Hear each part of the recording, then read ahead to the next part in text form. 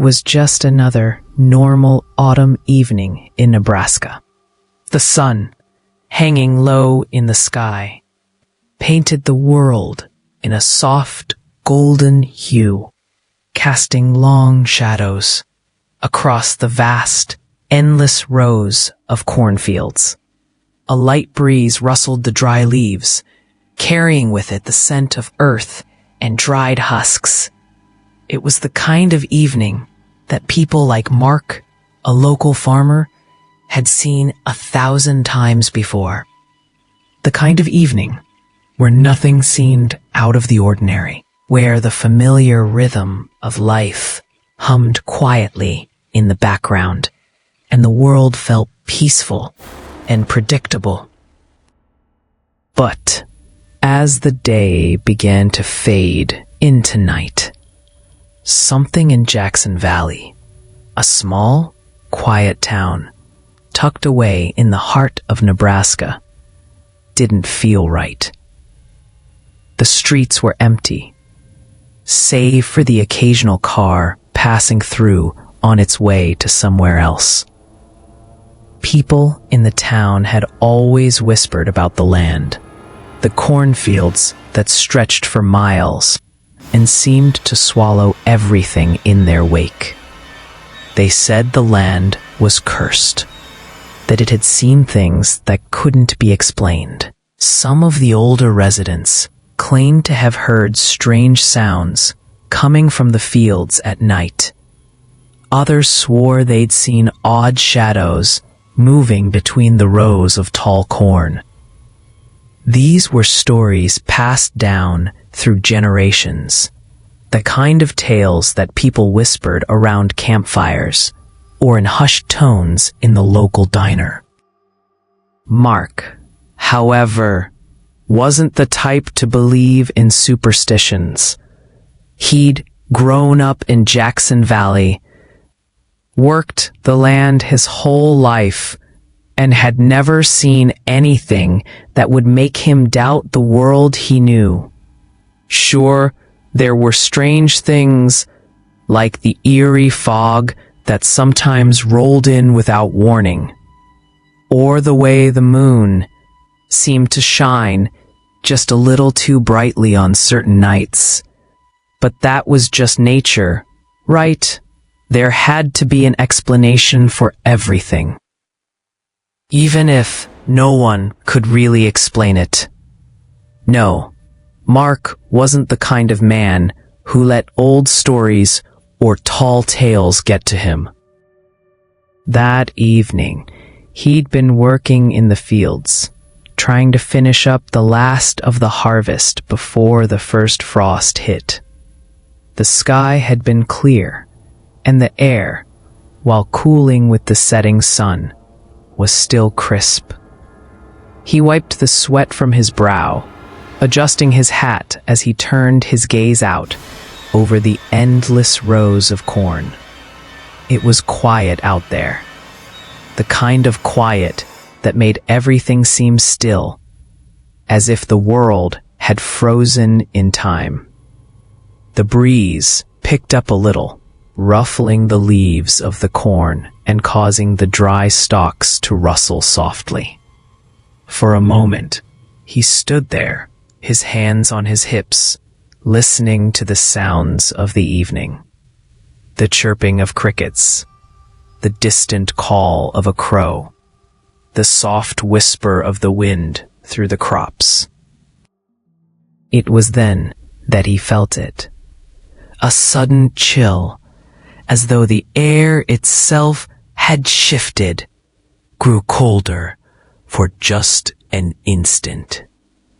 Mark shivered, rubbing his arms to ward off the uneasy feeling that crept up his spine. The breeze had died down just as quickly as it had picked up, leaving the air still again. It was strange, he thought, but he shrugged it off. It wasn't the first time he'd felt an odd chill in the air. He'd been working outside long enough to know how the weather could change unexpectedly in Nebraska, especially in the fall. But then, his eyes were drawn to the far edge of the field. It was as though something had caught his attention, pulling his gaze to the distant rows of corn. He squinted, trying to make out whatever it was that had captured his focus. It was a figure, standing still in the distance, just past the rows of crops. The figure was tall, almost unnaturally so, with the outline of a person, but there was something off about it. At first, Mark thought it might be one of the other farmers, someone he didn't recognize at a distance. But then he noticed something strange. The figure was completely still. No movement, not even the slightest shift in posture. Just standing there, staring back at him from across the field. Mark's breath caught in his throat. His heart began to race, and an uneasy knot formed in his stomach. He hadn't heard anyone approaching, and the figure was too far away for him to make out any details. But what bothered him most was the sensation he felt. The hair on the back of his neck stood up, and he felt the sudden, unshakable sense of dread. There was something wrong with that figure. It wasn't right. He blinked once, twice, and in the brief moment that his eyes were closed, the figure was gone. No rustling of the corn, no sound of footsteps, nothing. Just the empty expanse of field, bathed in the soft glow of the setting sun. Mark stood frozen, staring at the spot where the figure had been just moments before. His pulse thudded in his ears, and his breathing became shallow. He rubbed his eyes, trying to shake the feeling of unease. Maybe he was just tired. Maybe it was just the trick of the light.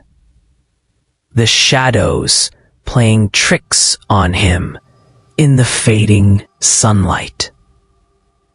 He glanced around again, but there was nothing. Just the empty rows of corn, swaying gently in the breeze. Taking a deep breath, Mark shook his head, trying to dispel the feeling of dread that had settled over him. It was nothing, he told himself. Just the wind. Or maybe some animal out there in the fields. He had been working too hard, and But even as he turned back to his work, he couldn't shake the feeling that something was wrong. The air felt heavier now, as if the world itself had become more oppressive than before. He finished up his work, the nagging feeling of unease still with him. Every rustle of the corn, every gust of wind felt like it was carrying with it a warning, something he couldn't quite understand.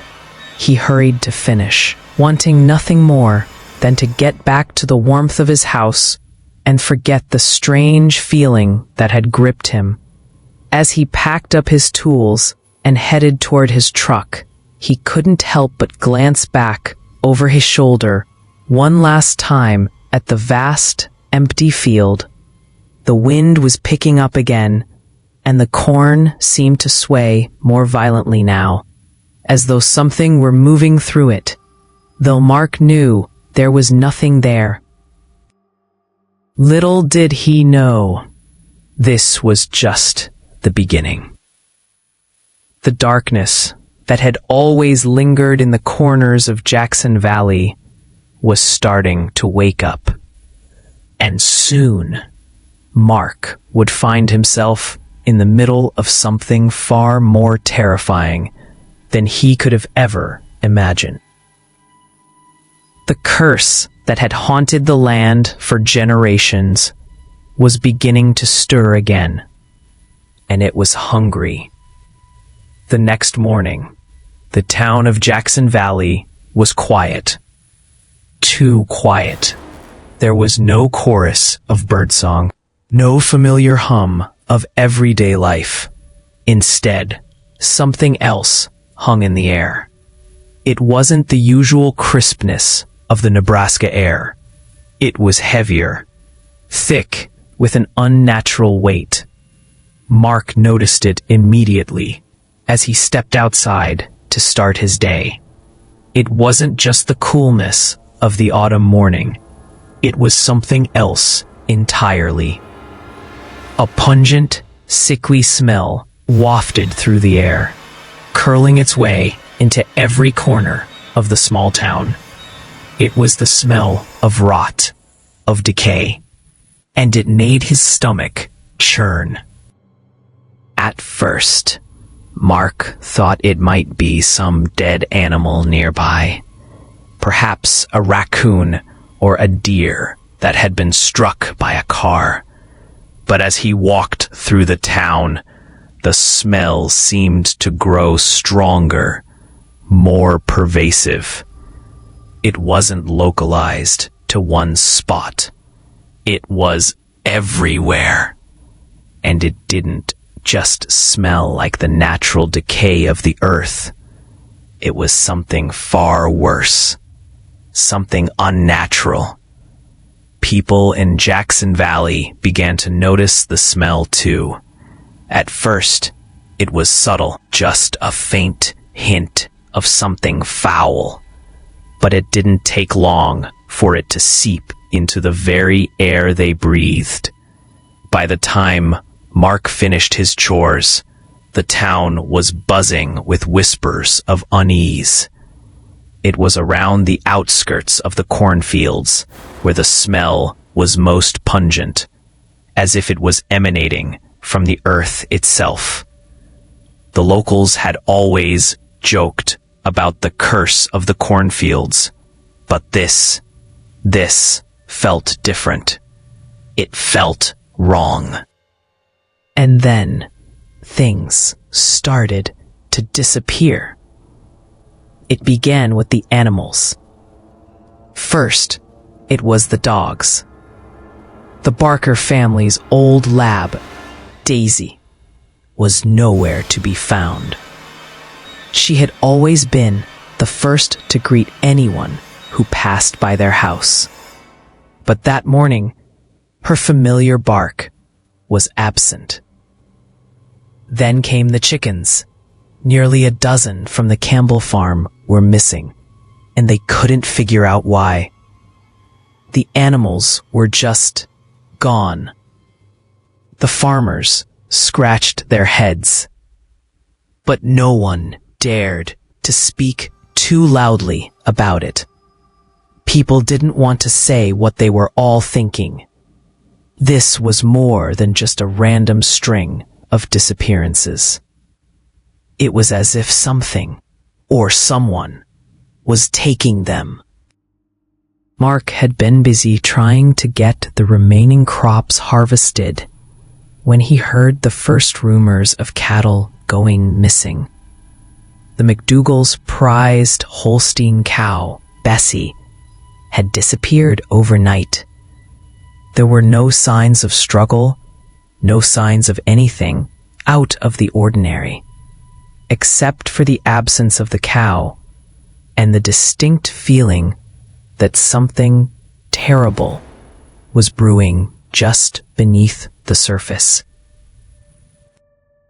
But what really sent a chill through Mark's bones was when his younger sister, Sarah, went missing.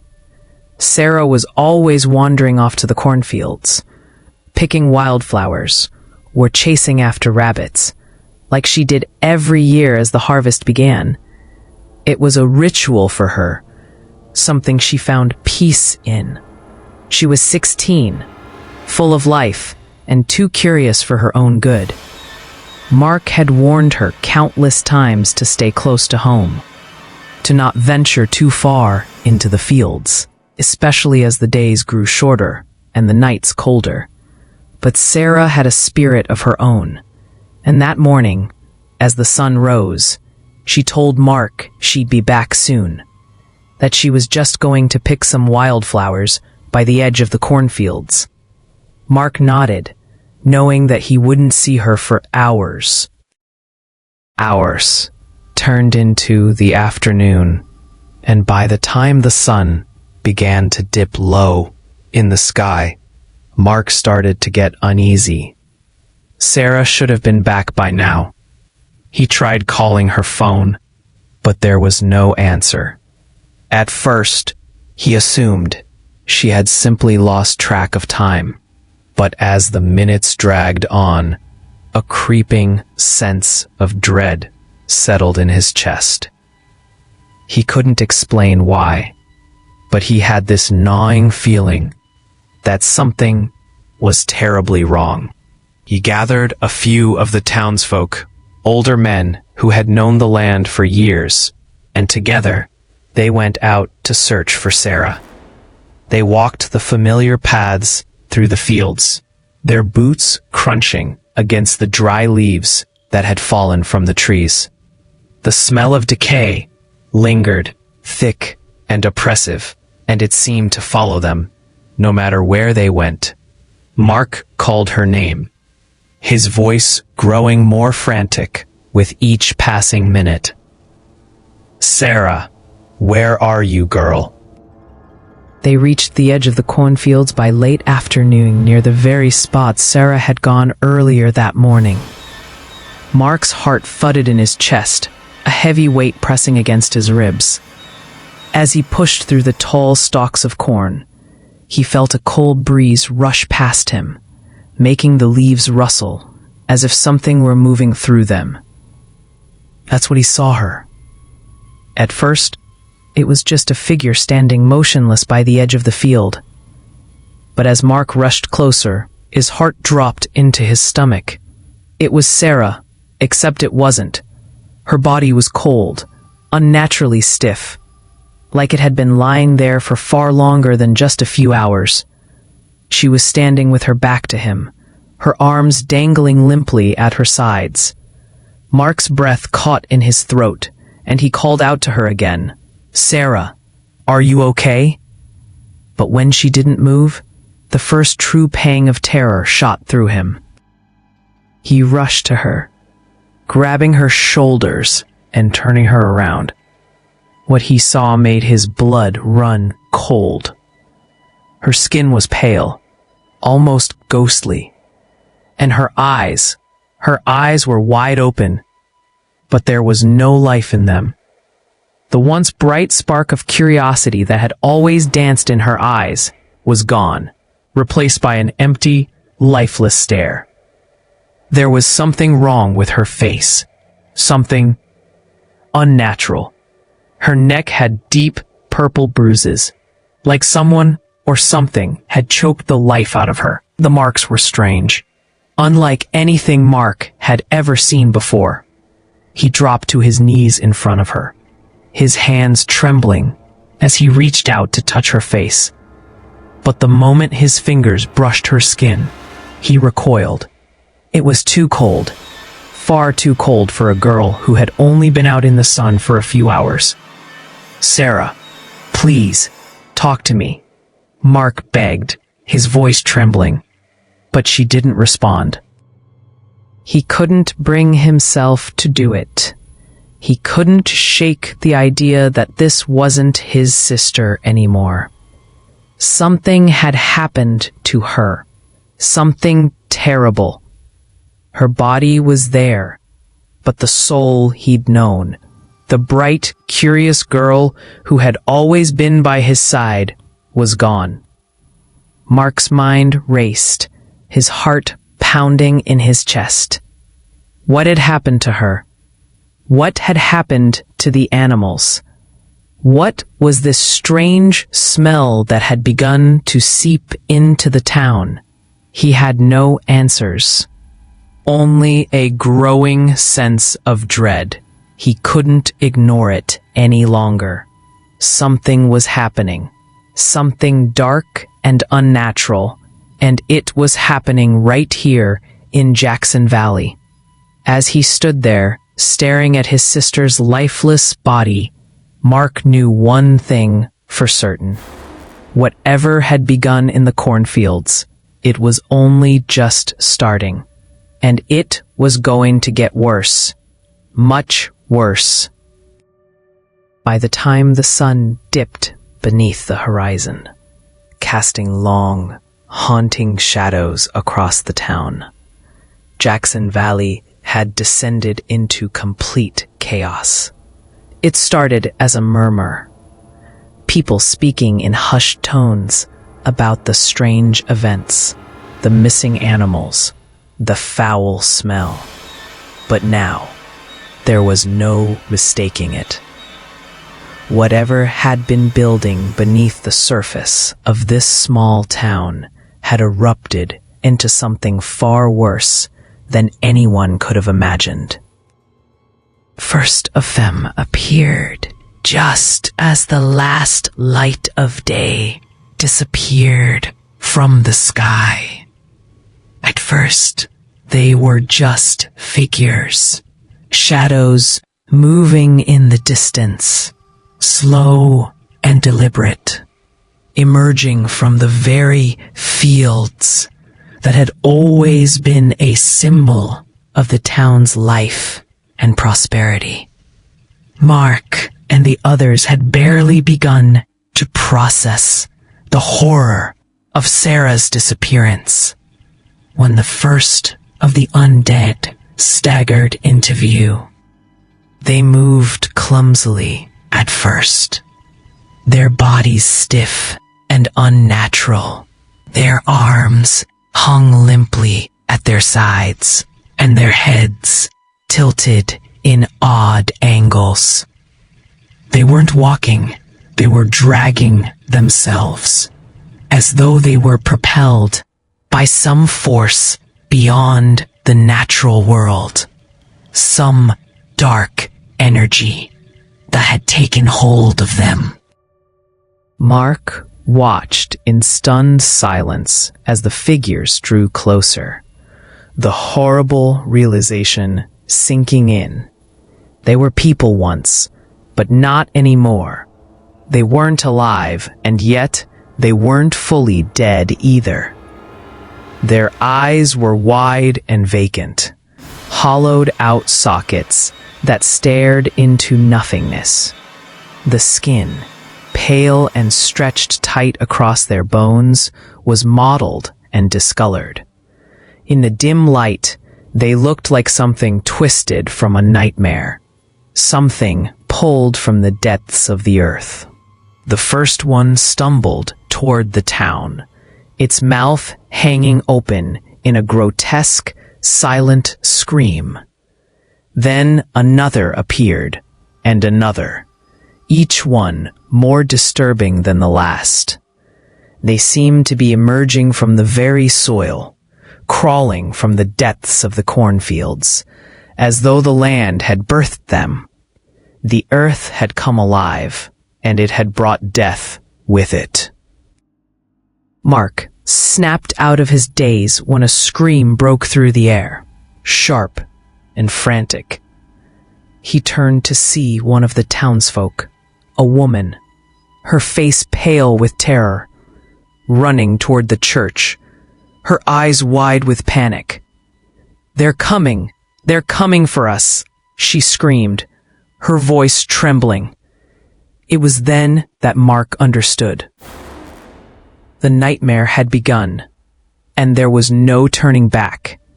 He grabbed the nearest person he could find, his old friend James, and together they rushed to the church. The building was one of the oldest in town, sturdy and familiar. But as they ran toward the heavy wooden doors, Mark could hear the faint sound of moaning behind them, followed by the unmistakable sound of footsteps, slow, dragging, and relentless. Inside the church, chaos reigned. People were shouting, running, looking for ways to fortify the doors, to make sure they weren't the next victims of whatever had come out of the fields. The air was thick with the smell of fear, sweat, and the overwhelming stench of decay that seemed to seep through the walls. It wasn't just the smell of death. It was the smell of something ancient, something that had been buried beneath the earth for far too long and had finally been awakened. Mark's hands shook as he helped secure the doors. He could hear the scratching, the clawing, and the groaning coming from outside. The undead were already pressing against the church's heavy wooden doors, their hands scraping against the planks in an eerie symphony of desperation.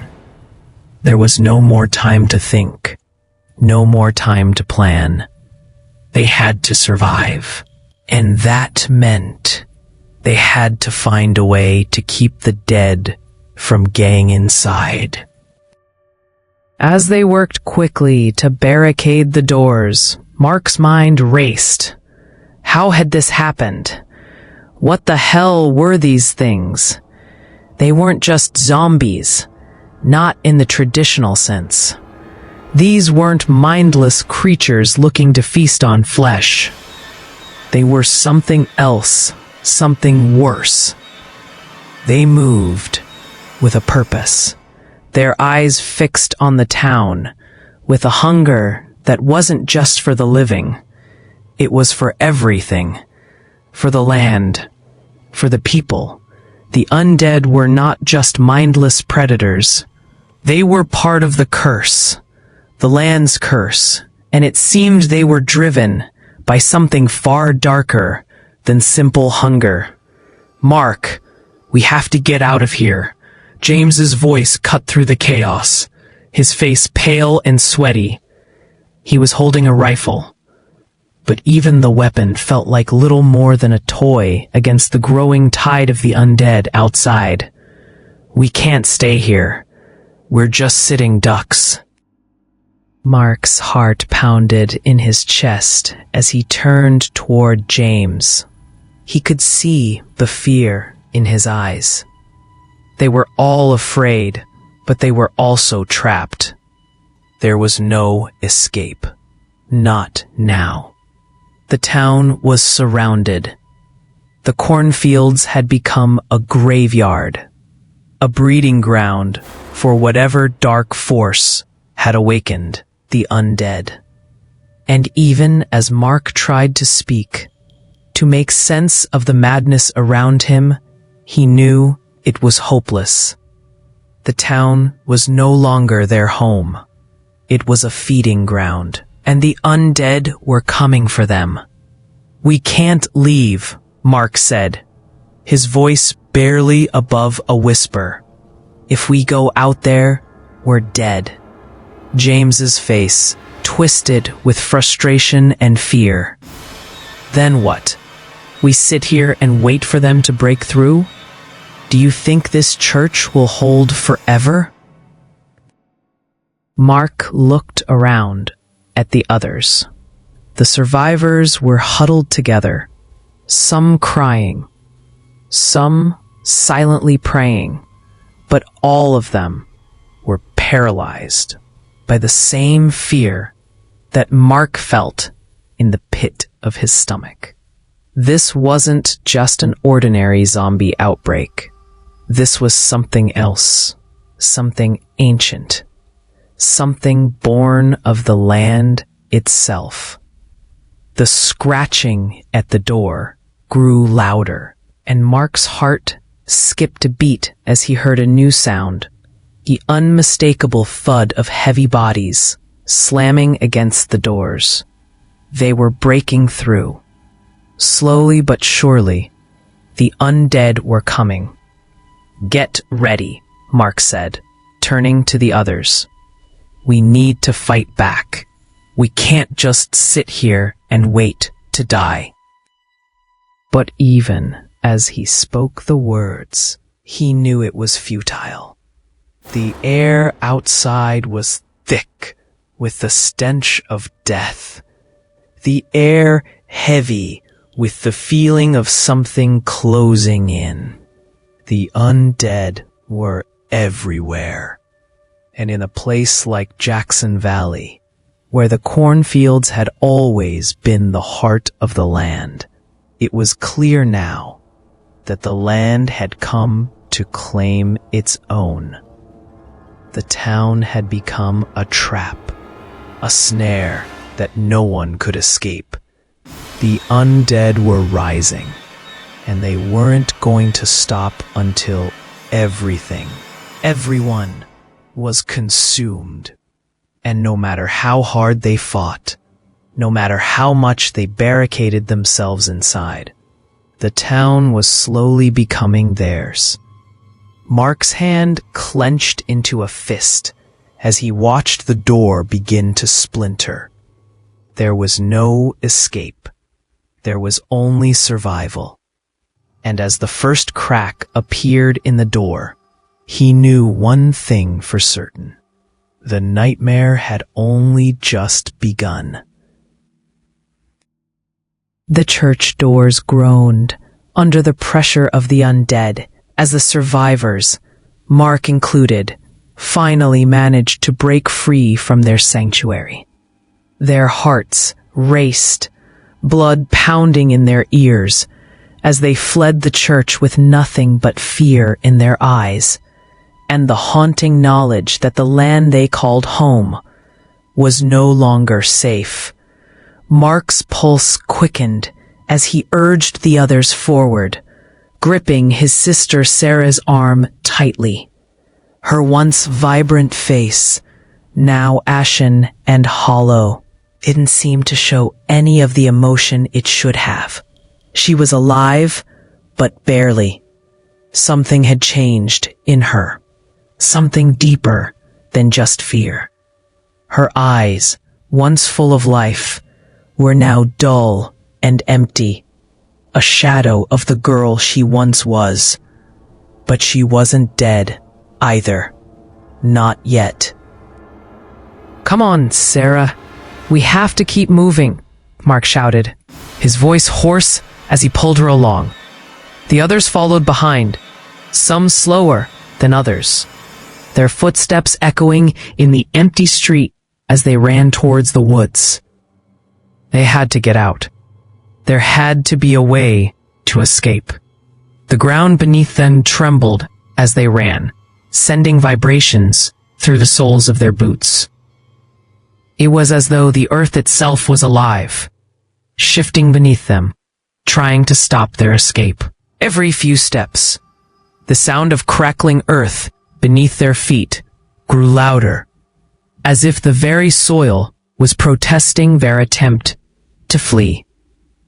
The ground was shaking, and Mark could feel it in his bones.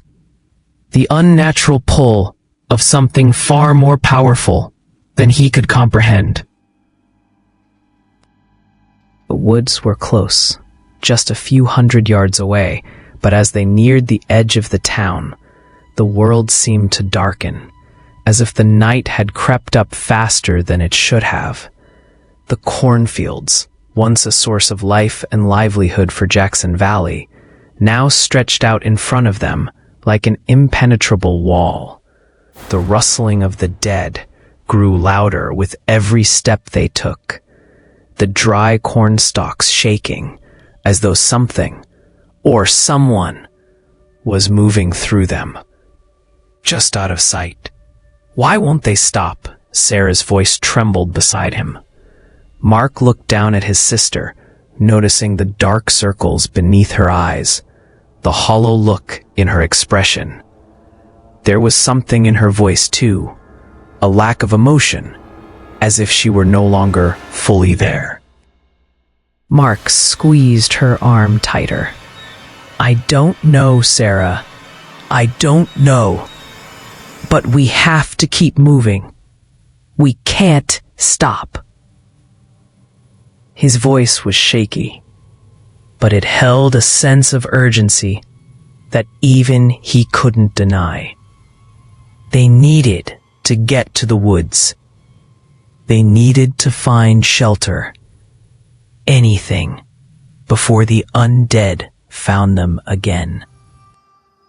As they moved closer to the edge of the woods, the sound of the undead grew deafening, their dragging footsteps and low moans filling the air.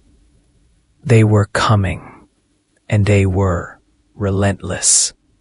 Mark could feel the fear tightening in his chest as he glanced over his shoulder, his eyes scanning the cornfields. It was as though they were being stalked, each step taking them deeper into the nightmare. The cornfields stretched on forever, an endless maze that seemed to close in around them, trapping them in its sick embrace. The wind picked up, rustling the dry stalks of corn, and for a moment, Mark thought he saw something move in the distance. A shadow, no, a figure, pushed its way through the dark, moving towards them. And then, more followed. The first undead figure emerged from the depths of the corn, slow and shambling, dragging one foot behind the other. Its head tilted at an unnatural angle, its body stiff and lifeless, yet it moved with purpose. Mark's heart stopped in his chest. There was no mistaking it now. The undead had followed them out of the town. The others began to run faster, their breaths coming in ragged gasps as they pushed through the underbrush and toward the woods. Mark didn't need to look back to know that they were coming in waves. The dead were everywhere, spilling out from the darkness of the cornfields, drawn to the sound of the living. They were slow, but relentless, and it was as though they had no intention of stopping until every last person was dead. "Keep going," Mark shouted, his voice raw with panic. "We can't let them catch us." His words felt hollow in the growing tension, like they were already too far gone, trapped in a nightmare that refused to end. But the further they ran, the more the dead seemed to appear. The rustling of the corn grew louder, more frantic, and before long, more figures emerged. At first, a few, then a dozen, and soon they were everywhere. The undead moved through the rows of corn like shadows, their bodies twisting and contorting as they crawled, stumbled, and dragged themselves forward. It was a grotesque sight, each figure more twisted than the last. Their faces were pale and lifeless, with skin stretched taut over their bones, and their mouths hung open in silent screams. There was no distinguishing them from one another. They were all the same, their only purpose to hunt down the living and feed. Mark felt his chest tighten as they ran, his legs burning with exhaustion. The woods were still ahead of them, but the undead were closing in fast. He could hear their groans, their footsteps growing louder with each passing second. He looked around, desperate for an escape, but the land stretched on in every direction. The cornfields seemed to twist and turn, a labyrinth of death that offered no way out. And then something worse happened. The earth beneath them began to tremble more violently, the ground shaking as though something was pushing its way up from beneath the soil. The cornfields shuddered, and the rustling became more frantic. Mark's heart raced as he turned to look behind him, his blood running cold as he saw more figures emerging from the earth itself. They weren't just coming from the corn anymore.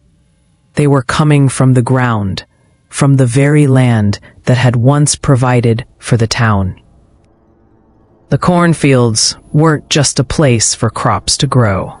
They were the birthplace of the dead. The land had been cursed, and now it was rising to claim what was its own. Mark's breath caught in his throat as he realized the full extent of their nightmare. The undead weren't just hungry. They were angry. The land itself was forcing them to rise, to consume, and there would be no end to it until every last person in Jackson Valley was wiped out. "We have to make it to the woods." "Mark."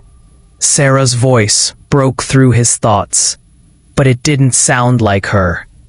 It was hollow, distant, as if she were saying the words from far away.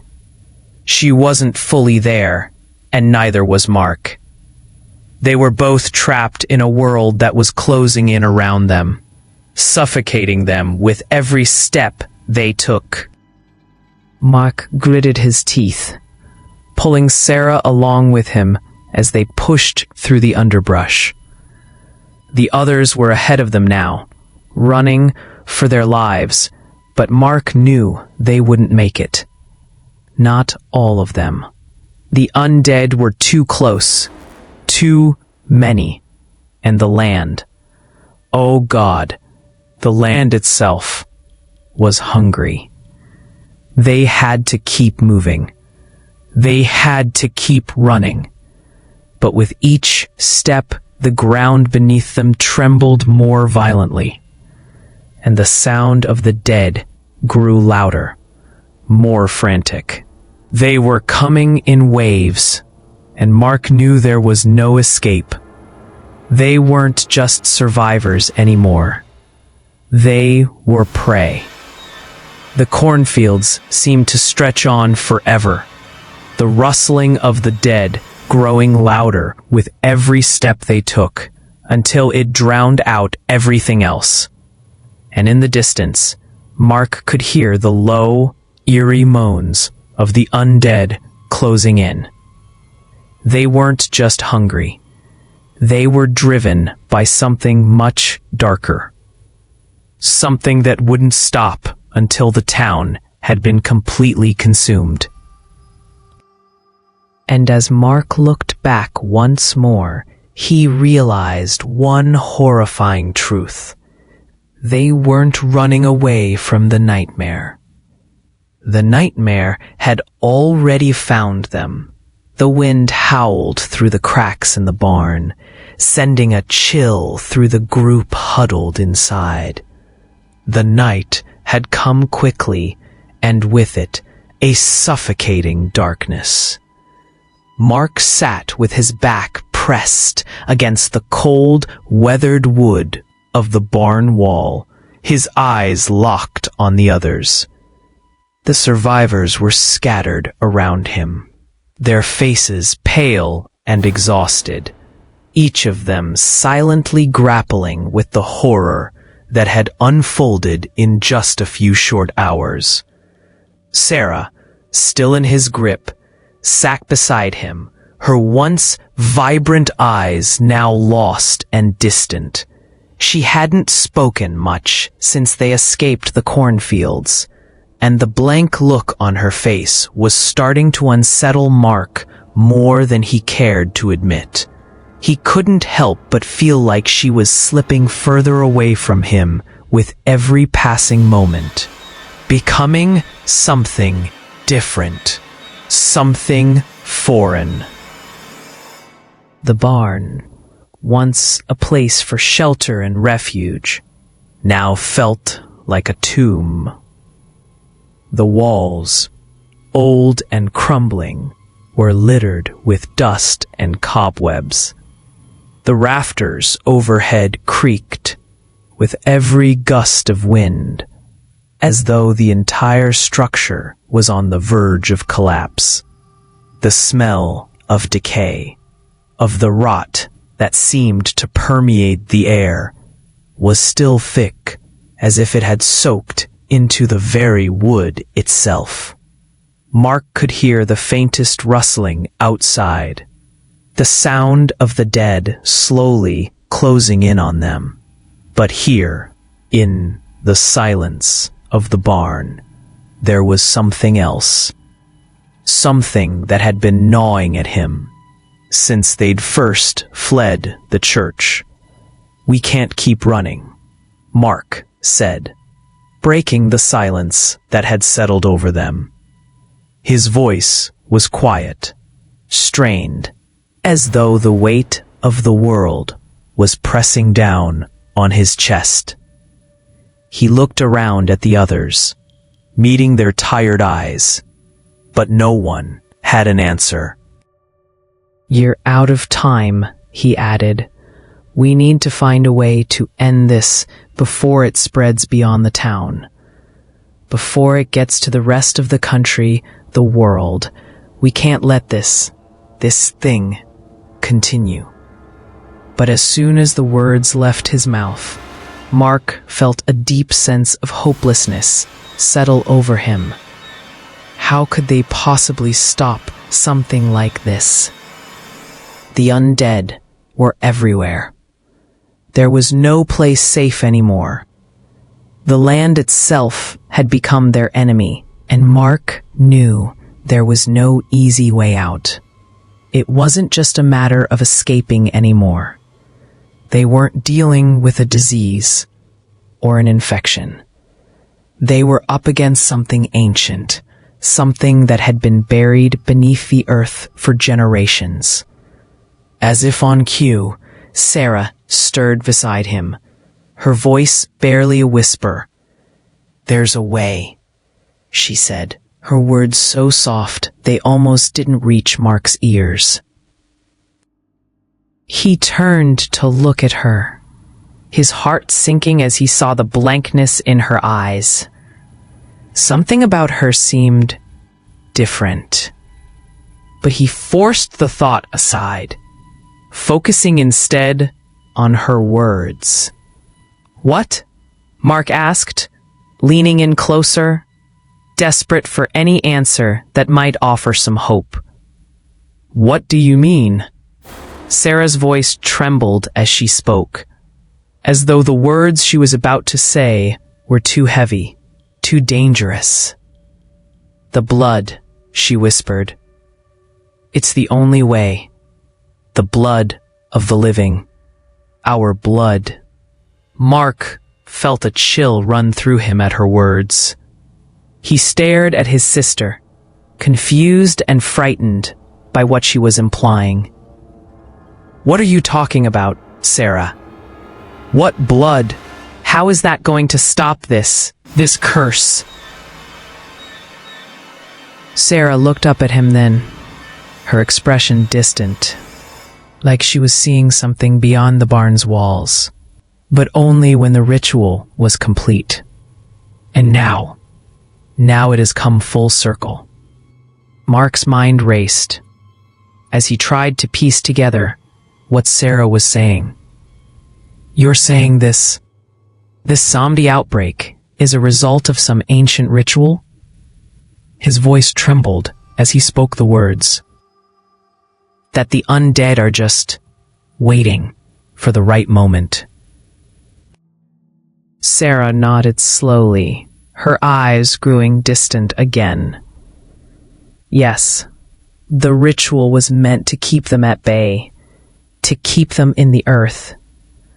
But every few decades, the harvest isn't just the crops. It's something worse. The land, it calls them, and they rise. The dead, the spirits, they come back. She paused, swallowing hard, as if the words she was speaking were choking her. And this year, it's worse. The ritual was never completed. The land is hungry. Mark's heart thudded in his chest as the full weight of her words hit him. The land, the cornfields, they weren't just a backdrop for the town's existence. They were the very thing that had given life to the horror they were facing now. It was the land itself that had summoned the dead. The curse had been there all along, buried beneath the soil, waiting to rise again. And now that it had, there was no stopping it. "We need to end it before it spreads," Mark said, his voice desperate. "But how? How do we stop something like this? How do we end a curse that's been going on for centuries?" Sarah didn't answer right away. She sat in silence, her eyes closed as if she were thinking, as if she were trying to find a way out of the nightmare they were all trapped in. Mark watched her, his mind spinning, his thoughts clouded with fear. He had to believe that there was something they could do. Some way to end this madness before it consumed everything. But what if Sarah was right? What if they were too late? Finally, Sarah spoke again, her voice barely above a whisper. "The blood," she repeated. "The only way to stop them is with the blood of the living. The blood is what binds them to the earth. It's the only thing that can send them back." Mark's stomach turned as he processed her words. He didn't fully understand what she meant, but the look in her eyes told him that Sarah knew more than she was letting on. "You're saying we need to sacrifice someone? Our blood? To stop this?" Sarah nodded. "It's the only way. The blood of the living. It binds the curse to the land, to the earth. The ritual wasn't completed, and now the land wants its due. It wants the blood of the living to finish what was started." Mark's heart raced. He couldn't believe what he was hearing. How could they possibly sacrifice someone? Anyone? What kind of choice was that? But Sarah's expression didn't waver. She wasn't asking for permission. She was telling him what had to be done. "We need to end this," Sarah said, her voice steady now. "We can't let it spread. If we don't, the dead will keep coming. The land will keep calling them, and more will rise. It won't stop until everyone is dead." Mark looked around at the others in the barn, their faces pale with exhaustion and fear. They were all listening, but none of them seemed willing to say the words aloud. Sarah's voice was the only thing that made sense in the madness, the only thing that offered any hope of survival. But even so, Mark knew that what she was asking, that what the land was demanding, was impossible. It wasn't just a sacrifice. It was a death sentence. But what choice did they have? "We'll do it," Mark said finally, his voice steady despite the terror that twisted his insides. "We'll finish the ritual. We have to." He didn't know if they would survive, or if they could stop the curse. But one thing was clear. They couldn't run anymore. The land had claimed its price, and now they would have to pay it. The air was thick with tension, as Mark and the remaining survivors moved quickly, their breaths ragged and desperate as they made their way back toward the cornfields. The night had fallen, and with it, the world seemed to grow colder, darker. Mark could feel the weight of the task ahead pressing down on him, a heavy, suffocating pressure that wouldn't let go. They had to perform the ritual to stop the undead, to stop the curse that had taken hold of the land. But time was running out. The dead were closing in fast. He could hear their moans, low and guttural, as they shuffled through the town, their footsteps like a creeping shadow. The cornfields loomed ahead, dark and foreboding, their twisted stalks swaying in the wind. But Mark could see it now. The land was alive, alive with the hunger of the undead, and it was calling for more. The ground beneath them cracked open with a violent tremor, sending dust and dirt flying into the air. Mark stumbled, grabbing onto Sarah for support. The sound of bones cracking and the moans of the undead grew louder, the ground seeming to split apart as more zombies emerged from the earth, their bodies crawling up from the depths like something out of a nightmare. Their eyes were glowing with hunger, with a need to consume that could never be satisfied. Mark's heart pounded in his chest as he turned to look at the others. They were all scared, but they knew what had to be done. The ritual, the one Sarah had told him about, was the only way to end this madness. But the price, he had never imagined it would be this high. "Mark," Sarah's voice broke through his thoughts. She was standing beside him, her eyes dark, her face pale and almost lifeless. She was no longer the sister he had known. She had changed. He could see it in the way she moved, the way she looked at him. It wasn't her anymore. "I know what needs to be done," Sarah said, her voice trembling, but filled with an odd calmness. "The ritual, it requires a sacrifice, a life to seal the curse, to stop the dead from rising again." Mark felt his breath catch in his throat. He knew the ritual required a sacrifice, but the thought of it, of losing her, was too much to bear. Sarah was the last part of his family, the last person he had left in this dying world. He wouldn't sacrifice her. Not after everything they had been through, not after everything she had already suffered. "We can figure out another way," Mark said quickly, his voice cracking with emotion. "We can find another way. You don't have to." But Sarah shook her head, her face softening, though there was a sadness in her eyes that Mark had never seen before. "Mark, I'm already one of them. I'm not the same person I was. I can feel it. This curse. It's inside me now. And it's inside the land too. The only way to stop it, to stop the dead from rising again, is for the land to take what it's owed." Mark stepped back, his heart racing, his hands trembling. "No, Sarah, I can't," I can't let you do this. There has to be another way.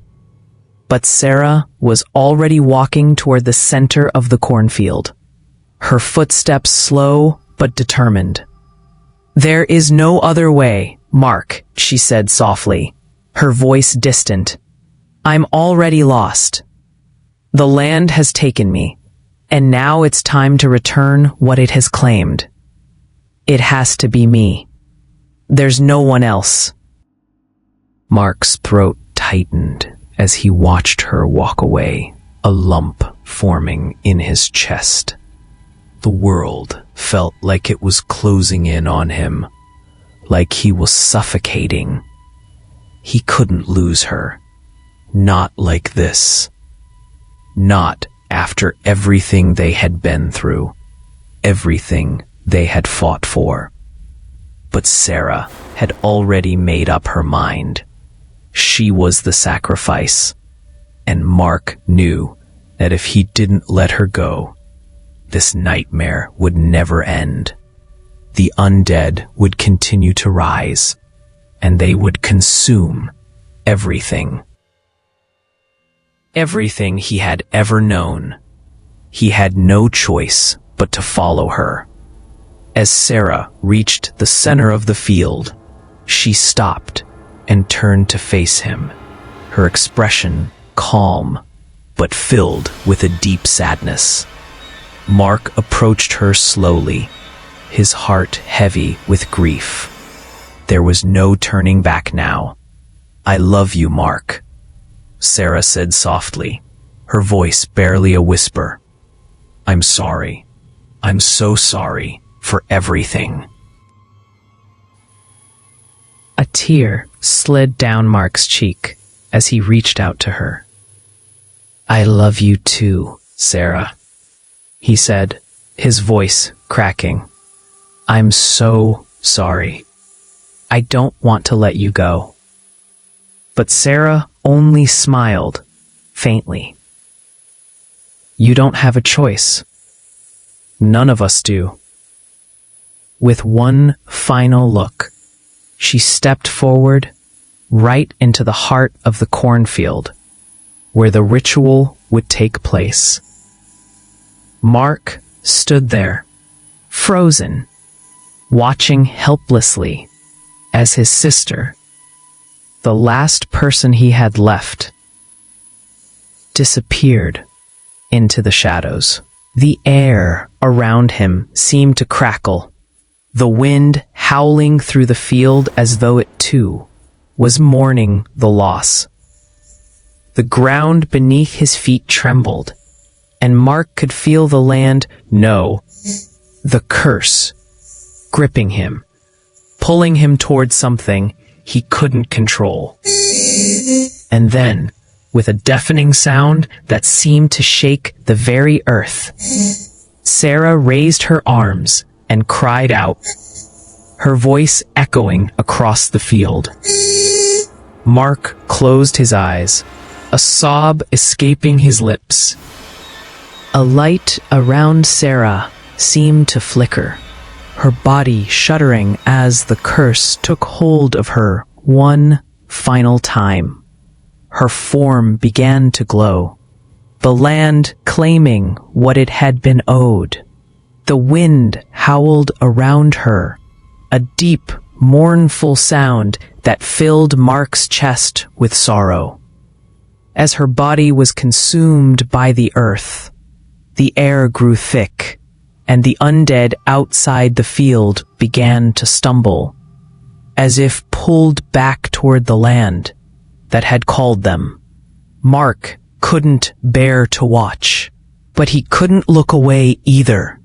His heart shattered with every passing moment as he realized what his sister had given up. The curse had been lifted.